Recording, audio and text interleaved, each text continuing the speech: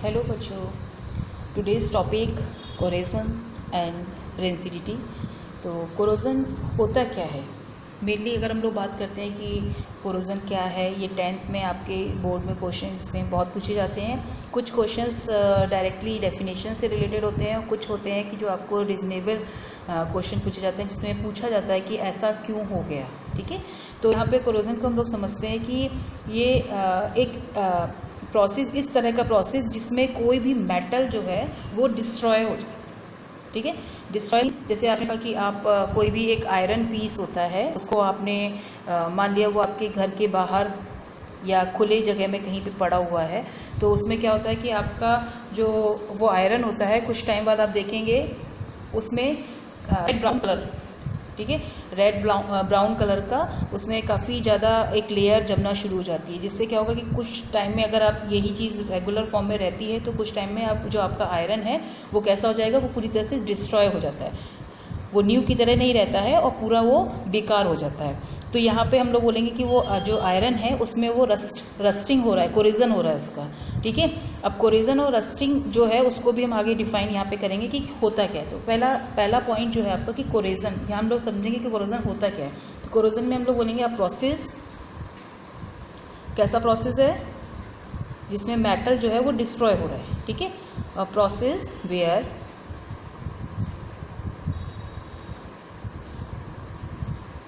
Material,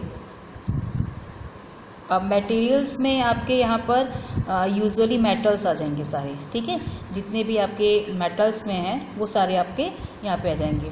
तो metals are destroy,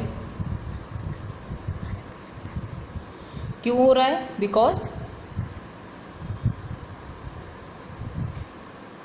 of a chemical reaction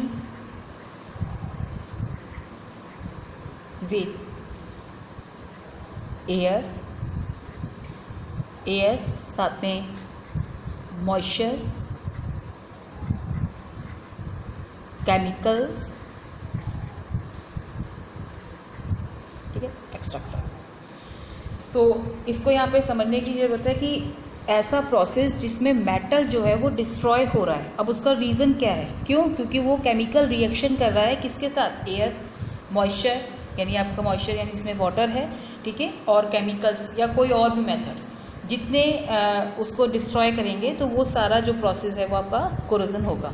तो chemical reaction में आपका यहाँ पे एयर से कर रहा है, जैसे आपने कहा कि अभी आयरन पार्ट जो है वो हमने बाहर खुला हुआ छोड़ रखा है, तो ये प्रोसेस पहले ही समझ लीजिए कि बहुत ही स्लोली प्रोसेस है, एकदम अचानक नहीं होता कि आपने एक दिन डाला और दूसरे दिन देखा जाके तो वो आपका डिस्ट्रॉय हो गया, नहीं, काफ़ी टाइम तक जब ये पड़ा रहता है उसके बाद हम देखते हैं कि उसमें वो जो उसकी लेयर जो है, ऑक्साइड लेयर जो है वो लगना शुरू हो जाती है और जिससे वो मेटल जो होता है वो डिस्ट्रॉय हो जाता है। तो यहाँ पर वो रिएक्ट किससे कर रहा है, वो आपका अगर आप उसको अंदर रखते हैं, पैक्ड रखते हैं या किसी और चीज़ से वो कवर रखते हैं तो वो नहीं ख़राब होता है, लेकिन जब आप उसे ओपनली छोड़ देते हैं तो वो उसमें एयर, मॉइस्चर, केमिकल्स वगैरह कुछ भी लगकर वो डिस्ट्रॉय हो जाता है। इस प्रोसेस को ही कोरोजन कहते हैं। ठीक, मोस्टली ये सभी मेटल्स में आपका होता है। ठीक, उसमें हम उसको बोल रहे हैं कि मेटल का डिस्ट्रॉय हो रहा है तो ये कोरोजन है, लेकिन स्पेशली आयरन के लिए इसको हम लोग रस्टिंग वर्ड यूज़ करते हैं। अगर हम कहते हैं कि आयरन में कोरोजन हो रहा है, कोरोजन तो देखिए एक नॉर्मल मेटल के लिए यूज़ कर रहे हैं, लेकिन अगर आयरन की बात जब हम करते हैं तो आयरन के लिए हम लोग इसका नाम देते हैं रस्टिंग। ठीक है, तो जहाँ पे भी रस्टिंग लिखा हुआ है तो इसका मतलब है कि वहाँ पर आपका आयरन जो है उसका वो आयरन मेटल जो है वो करोड हो रहा है, यानी आयरन जो है वो वहाँ पे डैमेज हो रहा है। ठीक, इसको नॉर्मली हम लोग अपना डेली लाइफ में भी देखते हैं, बहुत सारी बिल्डिंग्स जो होती हैं वो रस्टिंग हो जाती हैं, रेलवे ट्रैक्स जो होते हैं वो रस्टिंग के काफ़ी ज़्यादा वो उसमें हो जाता है, कार वगैरह होती हैं, जैसे आपने कहा कि जो थोड़ा सा भी बेकार होती हैं उनको हम लोग देखते हैं कि शॉप वगैरह में बाहर पड़ी रहती हैं, तो उसमें आप देखते हैं कि उसमें रेड ब्राउन कलर का लेयर जमने लगती है, तो उसको हम कहेंगे कि वो ऑक्सीडाइज हो रही है और वो धीरे धीरे जो मेटल होता है वो अपनी कैपेबिलिटी पूरी खो देता है, यानी वो बेकार हो जाता है, पूरी तरह से डिस्ट्रॉय हो जाता है। ठीक, तो यहाँ पे कोरोजन समझ में आया। हर एक मेटल का अपना अपना अलग अलग लेयर होता है। जैसे अभी हम बोला कि आयरन जो है उसमें आपका रेड ब्राउन कलर का कलर आता है। जब आप उसको देखेंगे तो आप देखेंगे, जिसको हम लोग नॉर्मली जंग वगैरह कहते हैं, तो जब हम लोग देखते हैं उसमें तो रेड ब्राउन कलर का लेयर जो होती है वो जमना शुरू हो जाती है। इसी तरह से कॉपर जो होता है, कॉपर में आप देखेंगे ग्रीनिश कलर की, ठीक, ग्रीन कलर का आता है। सिल्वर की अगर बात करते हैं तो सिल्वर जो होता है वो एटमॉस्फेयर के उसमें सल्फर से रिएक्ट हो जाता है और आपका वो ब्लैक कलर का लेयर देता है।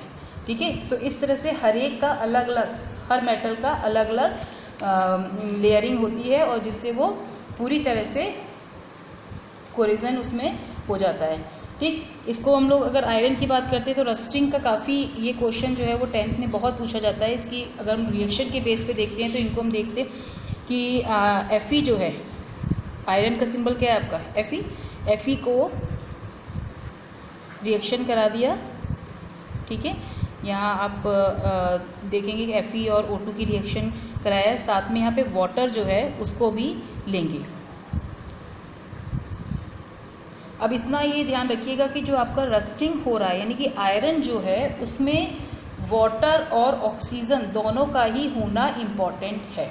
अगर दोनों में से एक भी नहीं है तो वहाँ पर वो रस्टिंग नहीं होगी। ठीक है, रस्टिंग जो है अगर आयरन की हो रही है तो ऑक्सीजन और वाटर जरूर होगा। तो आपका मॉइस्चर में वाटर होता ही है और ऑक्सीजन आपकी एयर में रहती है। तो अगर हम इसको कहीं बाहर छोड़ते हैं खुला तो ये आराम से इसमें रस्टिंग का प्रोसेस जो होता है वो शुरू हो जाता है, यानी कोरिजन तुरंत हो जाता है और मेटल है आपकी आयरन जो है वो कोरड हो जाता है। तो यहाँ पे हम लोग की दोनों रिएक्शन होगी तो ये आपका क्या बनाएगा Fe2O3H2। ठीक है, ये बैलेंस कर देते हैं, यहाँ पे 2 ये हो जाएगा और ये 2। आप लोग को बैलेंसिंग हमने सिखाई है तो उससे आप बैलेंस कर सकते हैं। ठीक है, तो ये आपका आयरन हो गया, ये ऑक्सीजन हो गया, ये वाटर आपका हो गया और यहाँ पर आपका ये जो हाइड्रेटेड आयरन ऑक्साइड बन गया है। ठीक है, हाइड्रेटेड आयरन ऑक्साइड जो है इसी को हम लोग रस्ट बोलते हैं। ये प्रोसेस जो होता है वो क्या होता है रस्टिंग, क्योंकि ये आपका रेड ब्राउन कलर का हमें मिलता है तो इसको हम जो है वो रस्टिंग के नाम से जानते हैं। ठीक है, तो ये आपका क्या है हाइड्रेटेड क्यों है, क्योंकि यहाँ पे वाटर मॉलिक्यूल्स जो है वो इसमें प्रेजेंट है। हाइड्रेटेड आयरन की यहाँ पर ऑक्सीडेशन नंबर जो होगा वो 3 ऑक्साइड।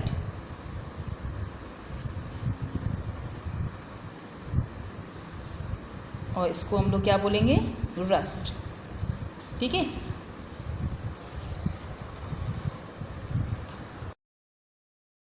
अब इसके बाद हम लोग ये देखेंगे कि जब भी हम आपको बता रहे थे कि रस्टिंग जो है उसमें अगर आयरन की बात करते हैं तो आयरन जो है वो आपका उसमें बहुत ज़रूरी है कि वो वाटर और ऑक्सीजन जो है वो होना चाहिए। तो इसको एक एक्सपेरिमेंट के थ्रू हम लोग समझ सकते हैं कि किस तरह से हम उसको हम बोल सकते हैं कि उसमें आयरन और वाटर जो है वो उसका होना वहाँ पे कंपलसरी है। तो एक देखते इसमें ये हमने 3 टेस्ट ट्यूब जो हैं उनको ले लिया। ठीक है, अब हम लोग क्या करते हैं, एक में हम लोगों ने वाटर लिया। ठीक है, और उसमें हम लोग ने एक नेल को डाल दिया, एक आयरन नेल जो है उसको हमने डाल दिया। ठीक है, यहाँ पर एयर आपका भरा हुआ है, इसको हमने ऊपर से क्लोज कर दिया। ठीक, अब सेकंड वाला जो है उसमें भी हम लोग ने वाटर लिया है। ठीक, और वाटर की जो एयर है उसको हटाने के लिए हमने उसको जो वाटर है उसको कैसे लिया है, वो वॉइल फॉर्म में लिया है, यानी वॉइल डिस्टिल वाटर लिया है, वॉइल डिस्टिल वाटर। ठीक है, जिससे क्या होगा, जो उसमें डिज़ोल्व, आपको पता है कि वाटर में एयर जो होती है वो डिज़ोल्व होती है, तो जब हम लोग उसको बॉईल करते हैं तो वो एयर जो होती है वो हट जाती है। तो यहाँ पे ऊपर जो एयर जो भरा हुआ है उसकी लेयर इससे ना मिले यहाँ पर, इसीलिए हम लोग क्या करेंगे, ऑयली एक लेयर जो है वो प्रिवेंट फॉर्म में, यानी कि एयर आपकी नीचे नहीं जाए तो ऑयल की एक लेयर वहाँ पे उसको बना देंगे। और ये आपका, इसको हम ऊपर से बंद कर देंगे, यानी कि ये आपकी जो एयर है यहाँ पर वो आपकी एयर इस वाटर से नहीं मिल पाएगी। तो एक में देखिए यहाँ पर एयर और वाटर दोनों मिक्स है, ठीक है, एयर और वाटर, इसमें कोई भी हमने कोई लेयर नहीं बनाई है, तो बहुत आराम से वो एक दूसरे से मिक्स है। यहाँ पर इस बॉइल वाटर में एयर जो है वो प्रेजेंट नहीं है। और तीसरा वाला जो है उसमें हमने क्या किया, इसको ऊपर से बंद कर दिया और यहाँ पर इसमें नेल बना दिया जाए, आयरन नेल, यहाँ पर भी हमने नेल डाला हुआ है, ठीक है। अब हमने क्या किया, इस वाले में पूरे में ड्राई एयर है, वाटर नहीं डाला, देखिए ड्राई एयर है। अब आप कहेंगे ड्राई एयर क्या, एयर में तो मॉइस्चर होता ही है, ठीक है। तो उसके लिए हम लोग क्या करेंगे, जैसे हमने एयर डाला और हम लोग इसमें थोड़ा सा एनहाइड्रस कैल्शियम क्लोराइड डाल देंगे, एनहाइड्रस कैल्शियम क्लोराइड।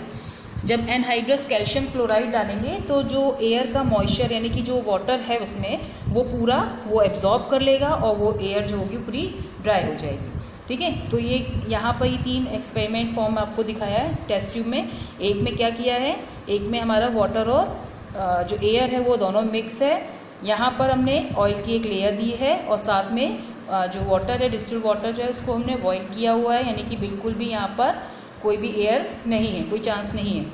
तीसरे वाले में हमने ड्राई एयर कर दिया है, यानी मॉइस्चर को हमने उसको एब्जॉर्ब करने के लिए हमने यहाँ पर क्या मिलाया है, एनहाइड्रस कैल्शियम क्लोराइड।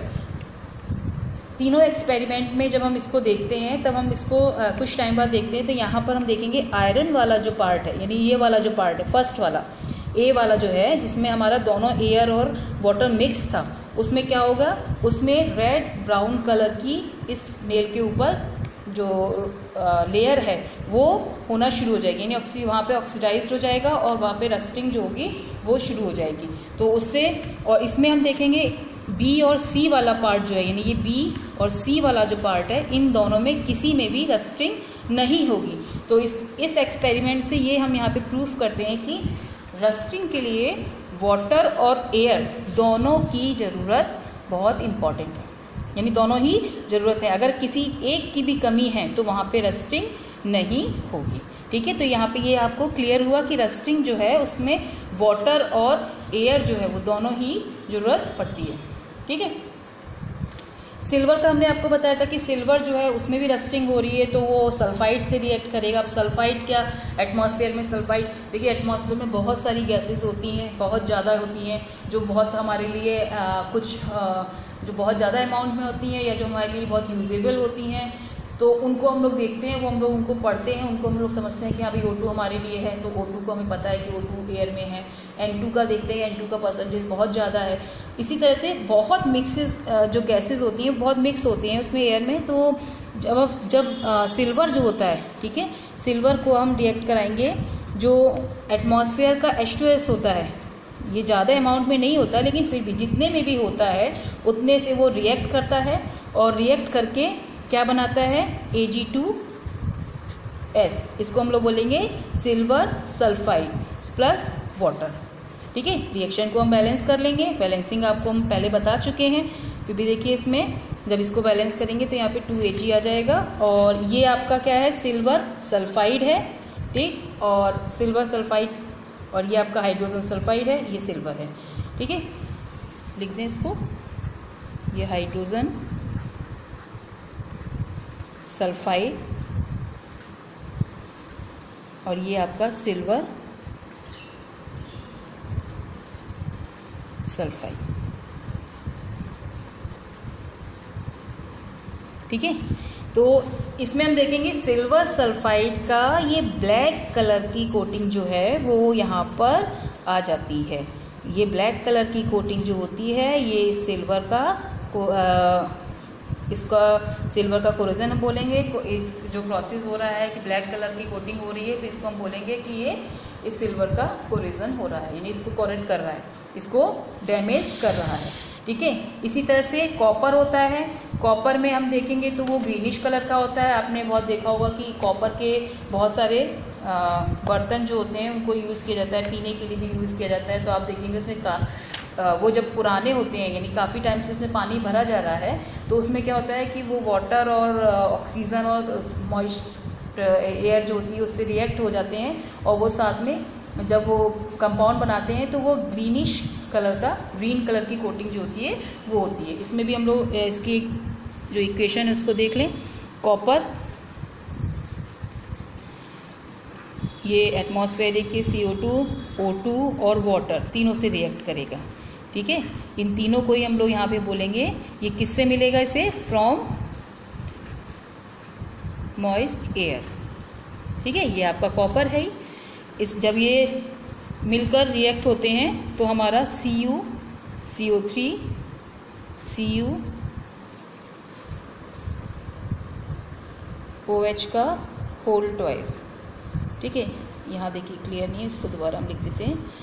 क्या बनेगा? Cu, CO3, CuOH का होल ट्वाइस, ठीक।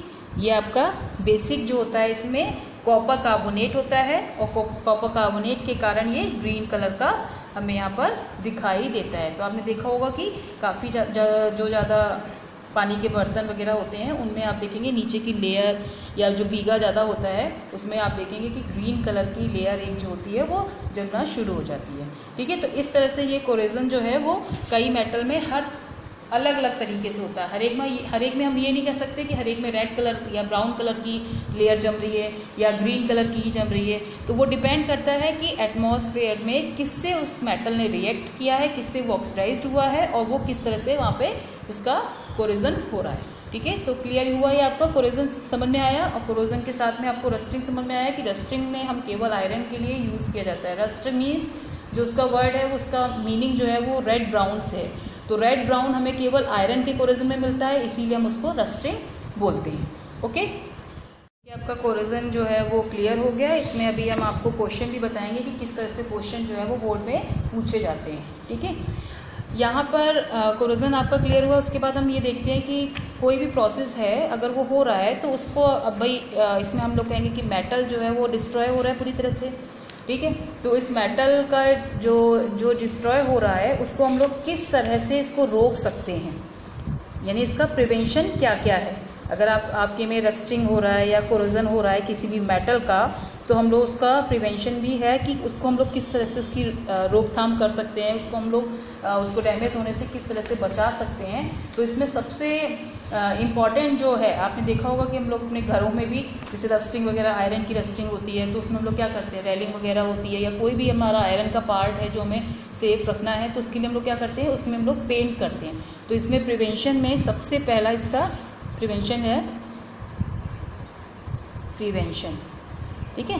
तो प्रिवेंशन जो है उसमें हम लोग बोलेंगे कि प्रिवेंशन रस्टिंग, प्रिवेंशन ऑफ कोरेजन में फर्स्ट हम लोग बाय पेंटिंग, अगर हम उसमें पेंट कर दें तो क्या होगा, उसकी जो लाइफ होती है वो बढ़ जाती है, यानी कि हमारे जो आयरन होगा वो हमारा सेफ रहेगा, ठीक है।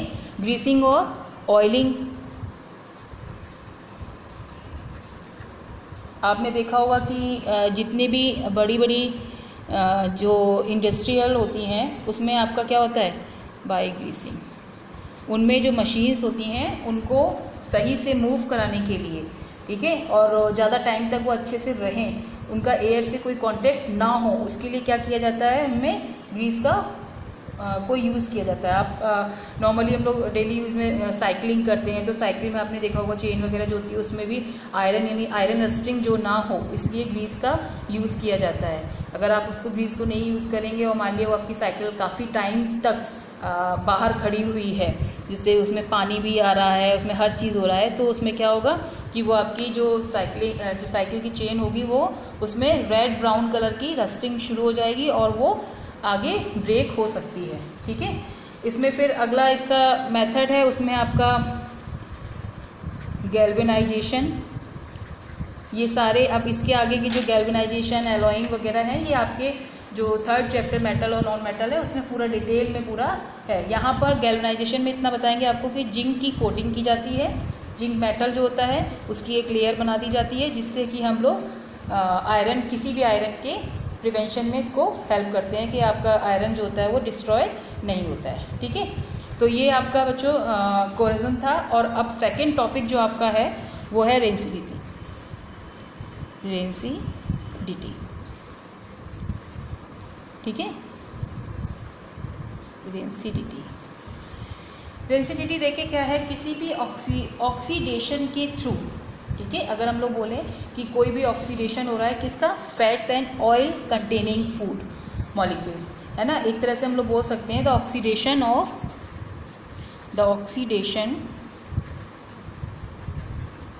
Of fat and oil containing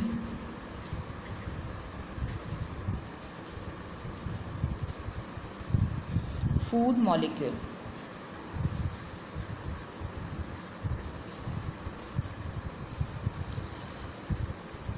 यानी किसी भी ऐसा फूड मॉलिक्यूल्स जिसमें उसके फैट और ऑयल का जो है वो ऑक्सीडेशन हो रहा है और जिससे कि वो आपका फूड जो है वो ख़राब हो रहा है, तो उसको हम लोग बोलेंगे रेंसिडिटी। इसमें आपका मेन रेंसिडिटी जो होती है उसमें आपके एक तो फूड जो होता है, इसमें अंतर क्या पड़ता है, अगर कोई फूड जो है वो हमारा उसमें रेंसिडाइड हो जाता है तो उसमें क्या होता है, सबसे मेन उसमें जो उसका टेस्ट होता है वो चेंज हो जाता है।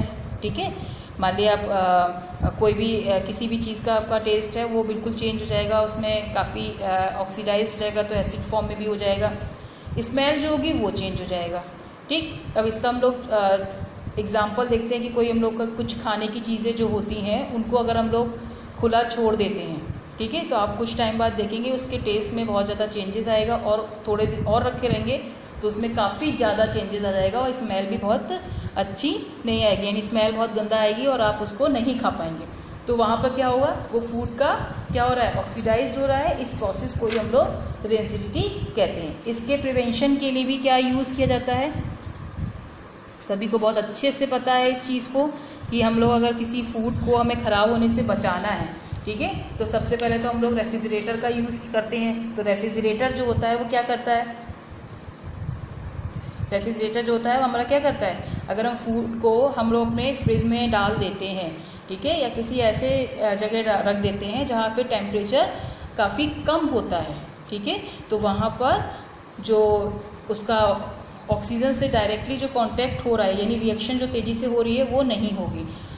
अगर हम कहें कि वो बिल्कुल नहीं होगी, लेकिन होगी, ऐसा नहीं है कि वो बिल्कुल नहीं होगी, वो काफ़ी लॉन्ग टाइम में होगी, यानी आपके पास वो टाइम रहेगा कि आप उसको ज़्यादा टाइम तक यूज़ कर सकते हैं। दूसरा, इसमें कई सारे ऐसे फूड मटेरियल्स होते हैं जो हम लोग डाल देते हैं जो एंटीऑक्सीडेंट के फॉर्म में यूज़ किए जाते हैं जिससे कि वो चीज़ें ख़राब नहीं होती हैं।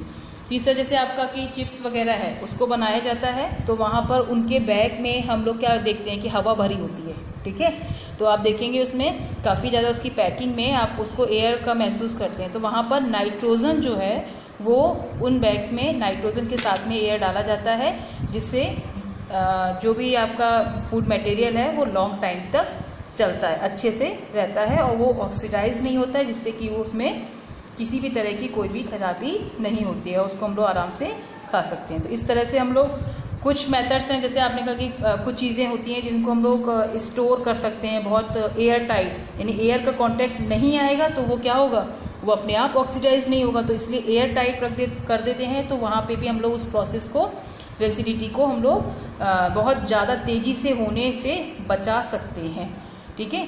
तो इस तरह से हम लोग यहाँ पर इस प्रोसेस को कंप्लीट करते हैं कि रेंसिडिटी, आपको क्लियर हुआ कि रेंसिडिटी होती क्या है और इसको हम लोग किस तरह से बचा सकते हैं, ठीक है। तो ये इस आपका जो फर्स्ट चैप्टर था इसका ये लास्ट टॉपिक था और ये आपका इससे रिलेटेड जितने भी क्वेश्चंस हैं वो भी हम आपको अभी समझा देंगे और फिर उनको आप अच्छे से कीजिएगा। क्वेश्चन देख लीजिए कि किस तरह से क्वेश्चन जो है आपके बोर्ड में पूछे जाते हैं। तो फर्स्ट तो एक तो यही होगा कि आपको एक्सप्लेन करने के लिए पूछ लिया जा सकता है कि what is a corrosion with example, ठीक है, रेंसिडिटी, ठीक है, इस तरह से पूछा जा सकता है। कुछ रीजनेबल क्वेश्चन है जैसे कि पूछा जाए कि why do we apply paint on iron article, हाँ, क्वेश्चन देख के आप लोगों को सब समझ में आ गया होगा। अभी आपने जितना पढ़ा है उनमें बहुत मेन पार्ट बताया था इसमें कि यहाँ पे पूछ रहे हैं क्वेश्चन को कि आपका आयरन आर्टिकल अगर कोई है या आयरन मेटल कोई आपको दिया है तो उस पर हम लोग पेंट को क्यों अप्लाई करते हैं, पेंट क्यों लगाते हैं। ठीक है, तो सिंपल इसका जो आंसर अगर हम लोग एक लाइन में देना चाहेंगे तो सिंपल सा हो जाएगा, because it prevents them from rusting, यानी रस्टिंग ना हो इसीलिए हम लोग उस पर क्या करते हैं, पेंट का यूज़ करते हैं। ठीक है, क्योंकि अगर पेंट हमने लगा दिया तो वो क्या करेगा, paint prevent their contact with moisture से हमें उसको बचाएगा। ठीक है, तो इस तरह से यहाँ पर क्वेश्चन काफ़ी पूछे जाते हैं। कलर का पूछा जा सकता है कि अगर कॉपर का है, कोरोजन हो रहा है तो वो किस कलर का आ रहा है ना, उसकी लेयरिंग किस कलर की है, तो ग्रीन कलर की है। आपका सिल्वर का है तो वो ब्लैक कलर का है। तो इस तरह से काफ़ी क्वेश्चन जो है वो पूछे जाते हैं। तो इसको आप अच्छे से पढ़िएगा और इससे रिलेटेड जितने क्वेश्चंस हैं उनको कोशिश कीजिएगा कि वो करें आप।